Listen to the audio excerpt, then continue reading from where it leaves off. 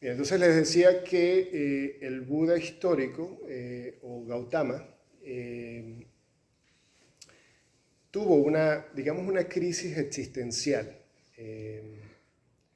que lo llevó a una búsqueda de una solución para el problema del sufrimiento humano, digamos.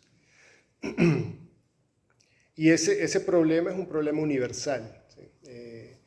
Yo creo que otra ventaja que tenemos nosotros en estos tiempos en que vivimos es que hace muy poco vivimos una experiencia de sufrimiento humano universal, ¿sí? A través de la pandemia, ¿no? Que fue una experiencia común de sufrimiento, de carencias, de limitaciones, ¿no? De muchos elementos, ¿no? Que surgieron a partir de allí.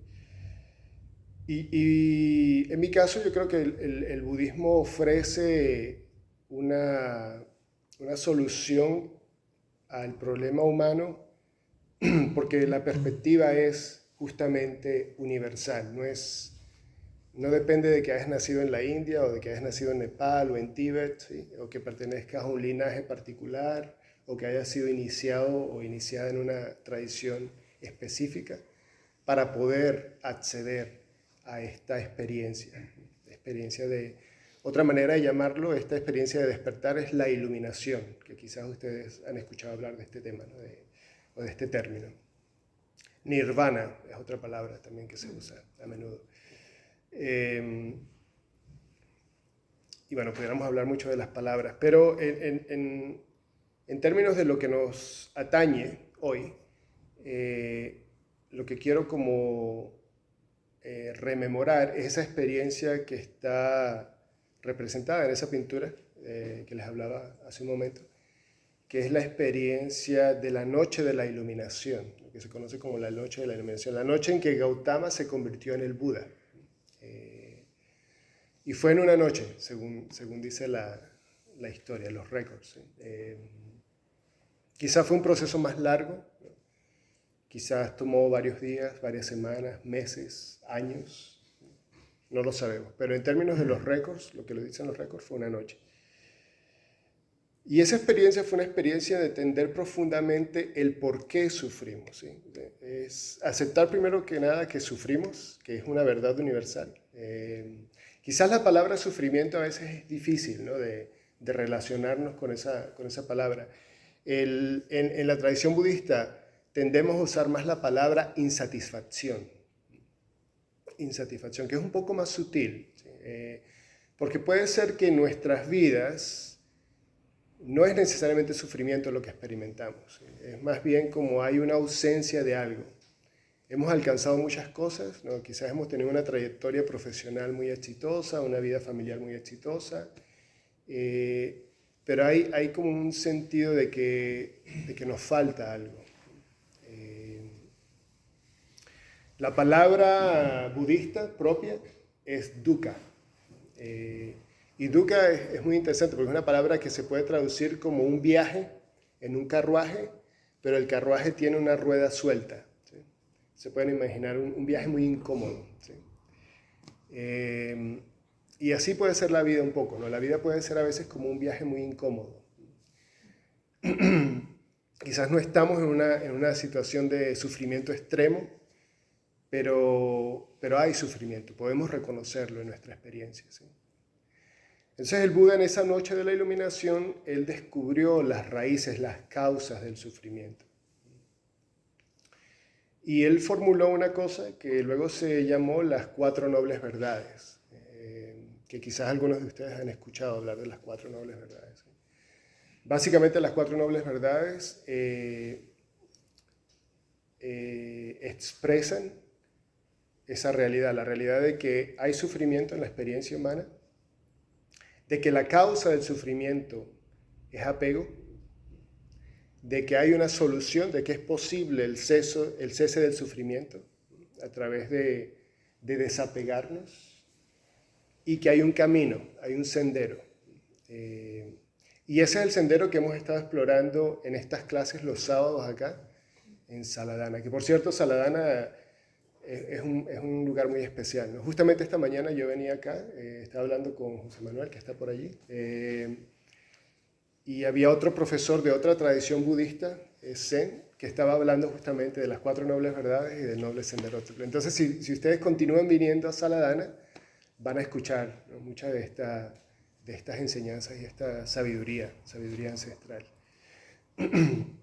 Pero si no regresan a Saladana, o si no se pueden aguantar a la próxima clase, búsquenlo en internet, ¿no? Las 4 nobles verdades y el noble sendero octuple. Sí, está allí. Y bueno, con esto empezamos el año en Madrid. Empezamos viendo, esta clase que vamos a ver hoy es la 4ª de este sendero octuple, de estas 8 diferentes etapas. Y empezamos el año mirando lo que se llama la comprensión o el entendimiento perfecto. A veces se llama también la visión perfecta. Y quiero detenerme aquí un poco porque es algo en lo que yo creo profundamente, que cuando alguien se acerca a la meditación, cuando alguien se acerca a una opción espiritual, a un camino espiritual, es porque ha tenido un vislumbre de la realidad, ¿sí? Ahora, la realidad en el budismo no es como la realidad que se pinta a veces en las películas, ¿no? Como que trasciendes todo y estás en una dimensión completamente diferente, ¿no?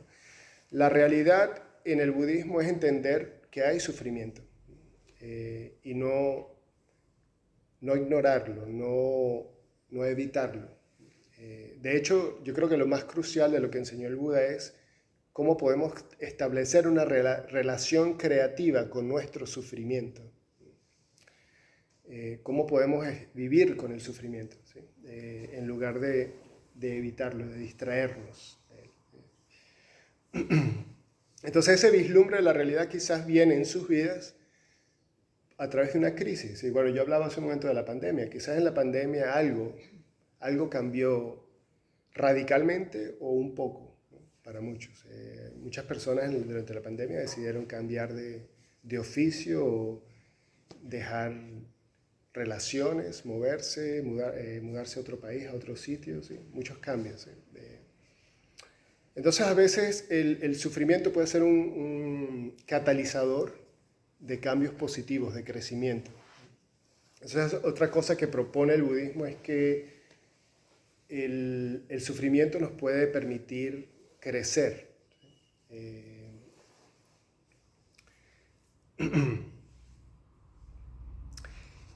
Entonces este vislumbre, esta visión, este entendimiento, esa comprensión puede ser así, puede ser como en la tradición Zen, que se dice que es de un momento, o en la tradición tibetana también, tántrica, a veces se habla de este tema.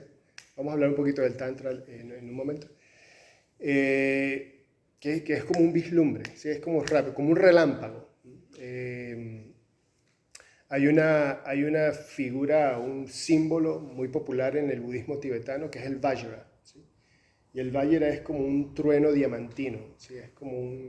Es la energía, una energía así fugaz, inmediata, pero que te transforma completamente, ¿no? Puede ser así o puede tomar muchos años. Y eso no tiene detrimento, ¿no? Cómo ocurra en nuestras vidas. Entonces, pero a partir de ese vislumbre, es como que ya no podemos regresar a quienes éramos. Ya no es posible funcionar como funcionábamos antes. Ya no encajamos en ese molde, en esa forma particular que teníamos.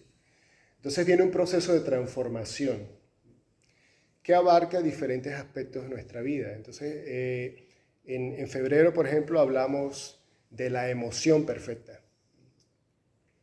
Y la emoción es muy importante en el budismo porque podemos tener muchas ideas muy claras del camino, de lo que queremos alcanzar, pero si nuestras emociones no están allí, si no estamos profundamente... ¿cuál será la palabra en castellano? Esto es terrible lo que voy a hacer porque voy a usar una palabra en inglés. Invested.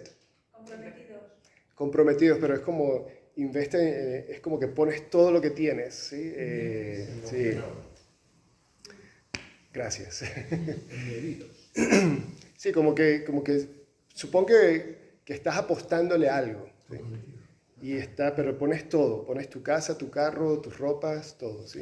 Es el investment, ¿sí? Y esas son las emociones. Puede que haya ocurrido para muchos de ustedes, a mí me ha ocurrido muchas veces, que tengo como una idea muy clara de lo que tengo que hacer, tengo como un momento así como de una claridad tremenda, y tengo tengo un mapa en la mente hacia dónde voy, y eso me dura, bueno, esas son las resoluciones de año nuevo, ¿no? Duran 3 días, 4 días, una semana, a veces un mes, si tienes suerte. Pero esa claridad a veces falla porque nuestras emociones no están allí, no están sosteniendo el esfuerzo, no nos están apoyando. Entonces, tenemos el vislumbre, tenemos el entendimiento, la comprensión, pero necesitamos la emoción perfecta también. Necesitamos trabajar con nuestras emociones. Y a partir de allí empieza la expresión de todo esto en nuestras vidas. El mes pasado, en marzo, hablamos del habla, el habla perfecta. Y bueno, hay una razón por la cual hay una etapa específica de este sendero, es el habla. Quizás diga algo más sobre eso. Pero hoy vamos a hablar de la acción perfecta. Y luego hay cuatro charlas más que vienen. Así que los invito a todos a que vengan en un mes, habrá otra sesión como esta, con alguien de mi tradición. Sí, pero lo que quería como enfatizar en relación a la acción es que, como decía antes, ¿no? Tenemos un cuerpo, tenemos este un vehículo precioso. Y queramos o no, con este cuerpo, con este vehículo, actuamos en el mundo. Incluso cuando no queremos actuar, ¿sí? Porque la acción en la tradición budista no es solo corporal, no es solo lo que hacemos con el cuerpo físico, sino es verbal también, hay una acción verbal y hay una acción mental. ¿Sí? Entonces, por ejemplo, cuando yo me ordené, yo tomé 10 preceptos. Y de esos 10 preceptos, 4 son del habla, 3 son del cuerpo y 3 son de la mente. Entonces el Buda puso mucho énfasis en el habla. No voy a decir mucho sobre eso porque ya dimos una charla, ¿no? Pero les invito, si están interesados, hay mucha documentación al respecto. Pero el habla es una manera muy poderosa que tenemos de afectar la vida de otros y afectar nuestra propia vida, ¿no? Como podemos crear cosas muy positivas, sí, que traen como mucha calidad, ¿no? A nuestras vidas y a la vida de los demás, pero también podemos destruir a través del habla muy fácilmente. Bien, entonces vamos a hablar de la acción, que es lo que nos atañe esta noche. Les quería decir que mi nombre es Arya Bachin, es un nombre sánscrito que se puede traducir como Arya es noble y Bachin viene de habla, justamente. Entonces cuando yo lo recibí, mi preceptor lo tradujo como él quien proclama lo que es noble. Entonces, bueno, el habla para mí también es muy importante, ¿no? En mi propia práctica. Pero también yo tengo una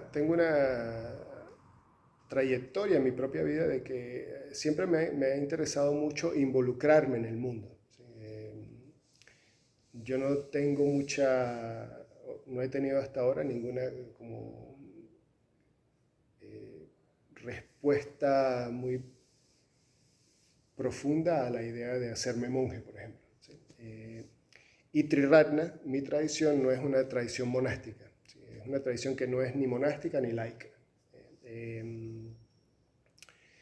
Y bueno, aprovecho la oportunidad para hablar un poco de lo que es Triratna, si no han escuchado de Triratna antes. Es un movimiento que surgió en Inglaterra en 1967 y fue creado por un un inglés que se hizo monje, fue a la India, se hizo monje durante la Segunda Guerra Mundial, regresó a Inglaterra y creó este movimiento. Y es un movimiento internacional, ¿sí? En España tenemos centros en Barcelona y en Valencia. Y estamos tratando como de crear algo en Madrid, ¿no? Como empezar algo en Madrid.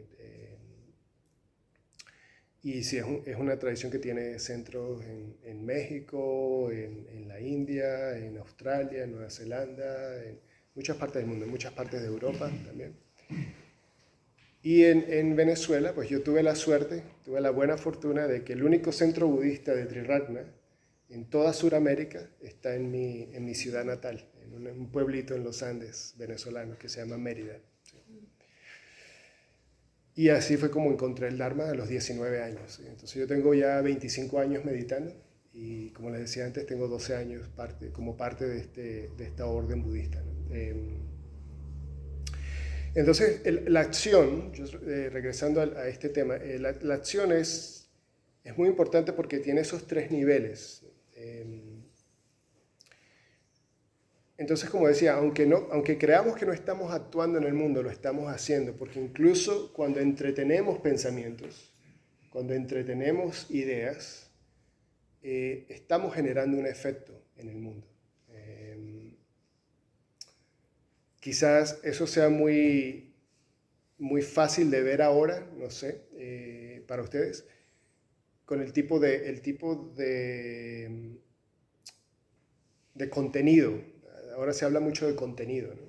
Contenido en las redes, contenido en los medios de streaming, en línea. ¿Qué tipo de contenido, consumimos? Eso tiene mucho que ver con lo que entretenemos en nuestras mentes, ¿no? Pero una cosa muy importante con respecto a la acción en el budismo es que no hay bueno o malo. En el budismo no tenemos la noción del pecado, ¿sí? No hay pecado. En el budismo se habla de que la base de la ética budista es una base psicológica, ¿sí? No es una base teológica. Por eso algunas veces se habla del budismo como una filosofía más que una religión, o como una religión ateísta, también se habla del budismo, ¿sí? Porque a lo que el budismo está tratando de referirse es a lo que nosotros estamos originando en nuestras mentes, la semilla que colocamos en nuestras mentes, que es lo que nosotros llamamos voliciones. ¿Qué es lo que hay detrás? Por cierto, pónganse cómodos, y cómodas, porque yo les invité a la meditación e hicimos la meditación, pero no les dije que íbamos a estar conversando un ratico, así que si quieren ponerse cómodos, por favor. Pero la volición es muy importante. Como decía antes, la emoción y la volición están muy, muy cercanamente relacionados. Entonces, el tipo de contenido, por ejemplo, que consumimos va a generar un tipo de volición en nuestras vidas, una tendencia. Entonces, aunque creamos que estamos pasivos o que somos pasivos en relación a algo, constantemente estamos recibiendo y constantemente estamos procesando información, ¿sí? Procesando data. Y eso en algún momento va a originar algo. A veces se habla un poco alegremente o superficialmente de la ley del karma, ¿sí? Karma, la palabra karma se traduce como acción. Eso es lo que es karma, acción, ¿sí?